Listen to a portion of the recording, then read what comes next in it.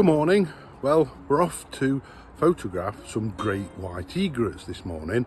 They are a favourite bird of mine. I think they're a magnificent looking bird. The reason why we're going to this particular place at Newark is because I use something called Rare Bird Alert. Now, I only use the website they offer. You can have pages, you can have it go to your mobile, but as a photographer, I just use the website and I'll have a look on there and I'll show you later on in this video how I use it. And I'm not being paid to show that, it's just another tool that I want to share with you that I use so that I can now go today and hopefully they'll still be around. They're a report of 3, so they could still be around. If not, we'll find something else, but we'll have a look. The only thing I've got to do now is wait for the wife.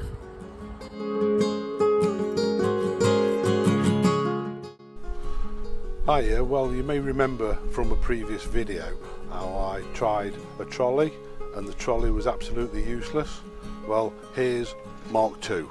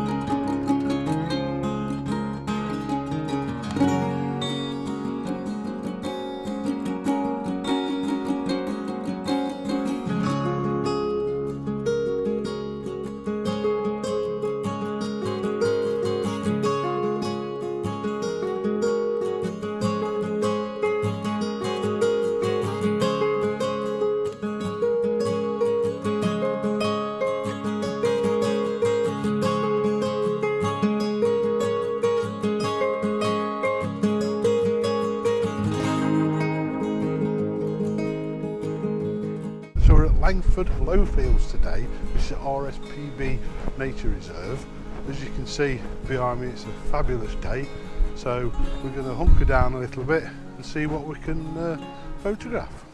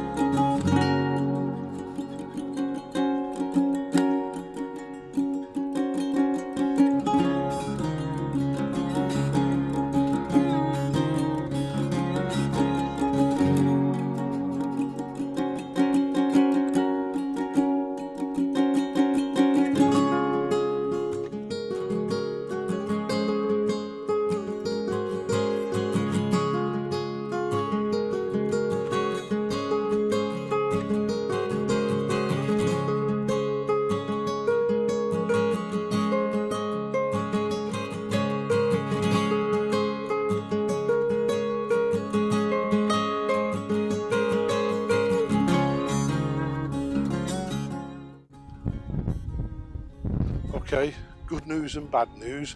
The good news is trolley Mark II, that's been a great success. That's worked out fantastic, so no problems there. We did actually see the great white egrets, but unfortunately there was a distance far too far away to be able to get a shot of them.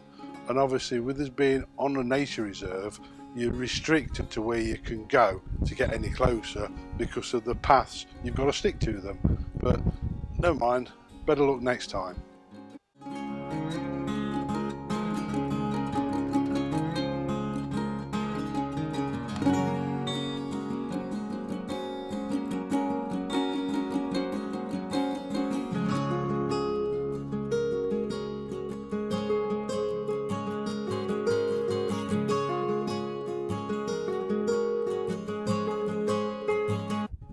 Okay, so this is the view from this hide that I've just walked into, and I've never been here before, but as you can see, they're too far away for the photography. However, the wind is coming from the right to the left, so there's lots of birds on that island. There's little egrets, all sorts. So when they take off from there, they're going to fly into the wind. So if you can see over there, I'm going to reposition myself over there so the wind is on my back, and then the bird should fly overhead. So let's give that a go.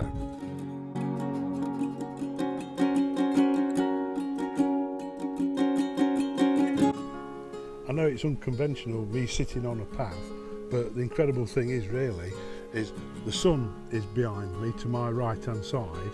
Yeah, I'm at ISO 500 at f4, and that's giving me between 1600 and 2500 of a second. That little bit of variation when the sun slightly goes in. So I can get the speed there for a bird in flight. I can get a good shot at that coming towards me. So fingers crossed. The best way to take a shot of an animal or a bird coming towards you is by going into manual focus, because your autofocus can't really keep up with it changing as it's coming towards you.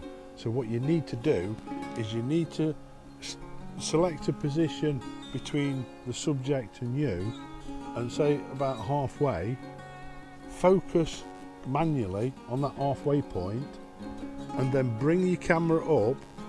Hopefully that's roughly where it's going to be flying if it's a bird, and then as it's coming you keep both eyes open on the subject, and as it's coming towards you you fire off, and as you fire off it'll come through that focus plane, and as it comes through that in focus plane, then you can get the shot. And that really is the best way of getting a shot of something coming towards you, be it in flight or actually an animal coming towards you. They're very difficult to predict. That's why you have to sit, you have to wait, you have to study your subject, and if you've got, let's say, a kingfisher coming out a hole in the bank and you're not disturbing it, and you're the other side of the river and you can see the way that it's flying, you position yourself, manual focus, so we say a 3/4 between you and the bird or halfway between you and the bird, fix that focus with manual, and when it comes into that focus plane, fire multiple shots and you're going to catch that, and you'll find that you'll get some.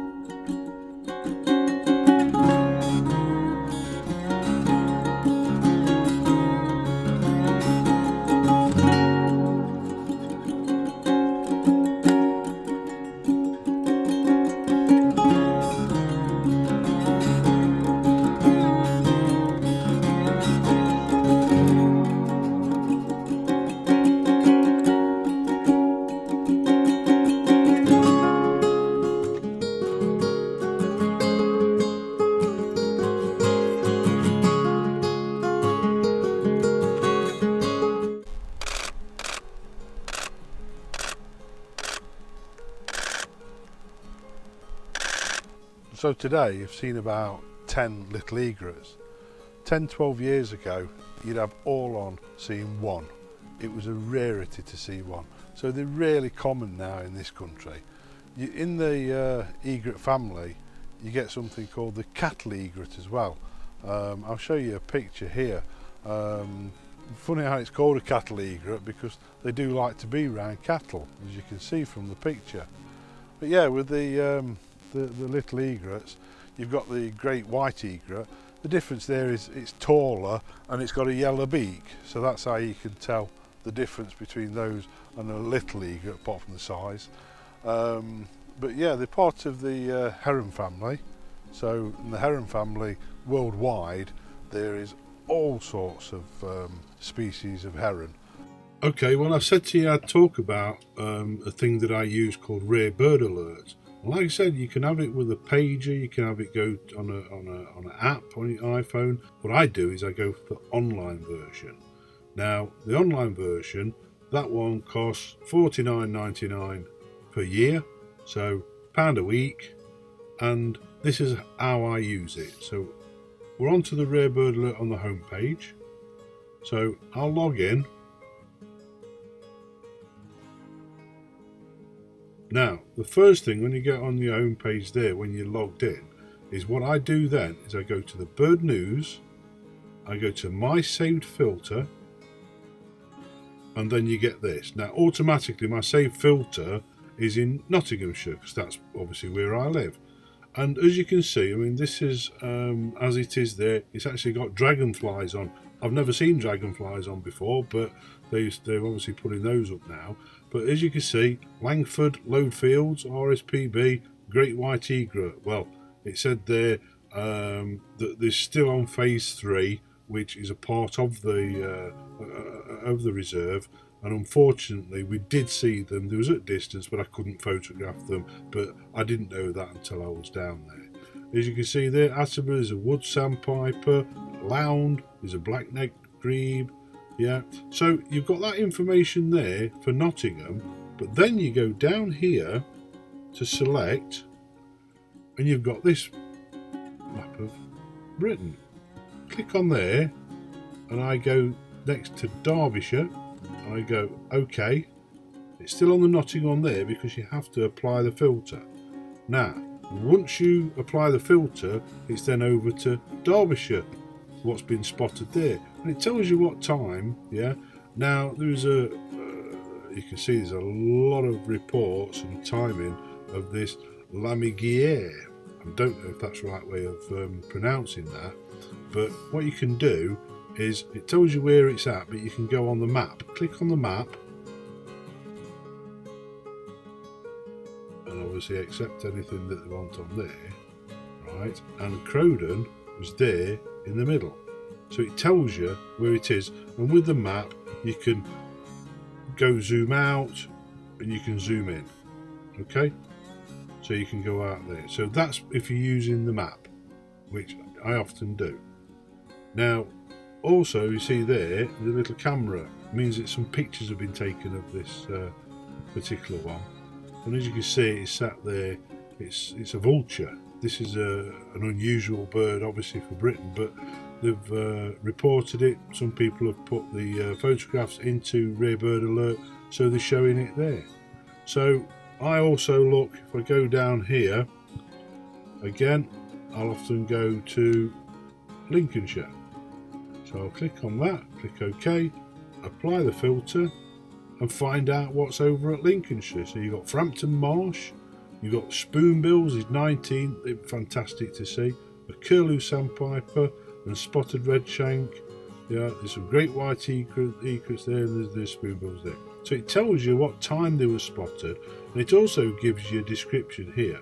Okay, now one thing that you've got to be aware of, this has been designed for and by birders. Okay, that's why I don't have the pager. That's why I just pay the £1 a week, if you like, because a lot of the time they'll just, some of the time what they'll say is flew over. Well, for a photographer that's no good, you're miles away and it's flew over. Yeah, but it's interesting to see. So you've got Skegness there, you've got this various things there. So that's just also, because I go to Norfolk a lot, and I go to Norfolk, I apply filter. I love to see things over at Norfolk, although I'm not over there, I'm in Nottingham. Now look, there's a white-tailed eagle, okay, and it's telling you there that it flew southwest over home at 3:50 p.m. from the Isle of Wight reintroduction scheme. So great white egret, pike flycatcher, Caspian gull, yeah, white stork, love those. Right, look at that white stork. cattle egret. Just been talking about a cattle egret. How fun is that? So there's some of those. That particular picture I've shown you with the cattle egret, that was taken at Norfolk. So lots of spoonbills about, black terns, common crane. Absolutely love the common crane. They are a wonderful creature to photograph. I highly recommend that you do that. They are fantastic. So yeah, so that's what I do, and no matter where you live, as you can see, it's all over. You can pick where you live and then go on there. But as soon as I only use the website, which is this. So hope that was useful.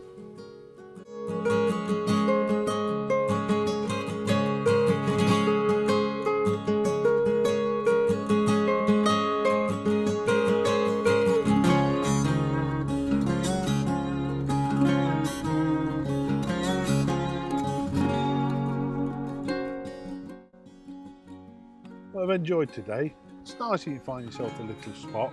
I'm not totally camouflaged up, as you can see, but see, we've got the backdrop of these trees. It's protecting our back from the wind. The birds are flying into the wind, like I said. So we've had a bit of fun. I'll show you some of the shots that I've got. I've just been watching, unfortunately, a crow has just stolen the egg from the oyster catcher's nest.